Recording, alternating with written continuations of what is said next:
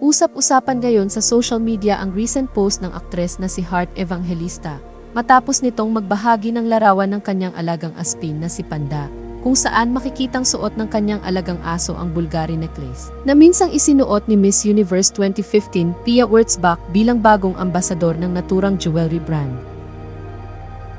Hindi na lingid sa kaalaman ng publiko na nagkaroon ng issue sa pagitan ni Heart at Pia sa biglaang pag-alis ng glam team ni Heart na ngayon ay kasalukuyan ng glam team ni Pia. Sa kabila ng mga intriga ay tikom ang bibig ng dalawang personalidad sa isyong ito. Ngunit hindi pa rin maiwasan ng mga netizens na ikonekta ang post na ito ni Heart kay Pia. Saad ng ilan sa nagkomento, based on my observation lang naman po ha. Hindi sa pagmamarites, baka lang kasi mali ako ng iniisip. May connect pa rin kaya ito sa issue between Heart and Pia? Sa pagkakaalam ko, endorser ng Bulgari si Pia Wurtzbach. Just asking, don't mind na lang po. Same thoughts. Pang-aso lang ang kwintas. Hindi rin napigilan ng direktor na si Daryl Yap ang maglabas ng kanyang reaksyon patungkol dito. Anya ay sigurado siyang nagkataon lamang at walang kinalaman ang post na ito ni Heart sa alitan niya at kanyang dating glam team na ngayon ay nasa pangangalaga na ni Pia. Saad ni Direk Daryl Yap, matutulog na lang ako, nakita ko pa itong post ni Heart Evangelista sa Instagram. Ipinasuot niya yung Bulgari niya sa aso niya. Ang endorser ng Bulgari si Pia Wurtzbach.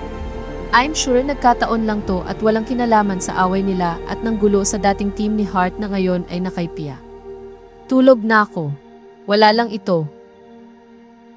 Umani ng samut-saring komento mula sa mga netizens ang naging post na ito ng direktor. Ani ng ilan sa mga nagkomento, si Heart mahal niya yung mga aso niya as parang mga anak. So hindi lang basta aso ang turing ni Heart or pet kay Heart ang aso niya. Wala naman masama kung pasuotin niya. Binibilhan niya pa nga yan ng mga LV. Pet lover naman si Heart kaya walang ibig sabihin yun siguro. Iba talaga pang mayaman na away. Dinadaan sa aso at Bulgari. Sinampal tayong mahirap. Hindi niya naman siguro ikinumpara si Pia sa isang askal. Wala naman sigurong ganun kasi sosyal naman si Heart at edukada. Miss Universe naman si Pia. Wala lang talaga siguro yan, trip lang siguro ni Heart. Ang witty ni Miss Heart kung ganon. Bawal na pala pasuot yung kwintas sa aso.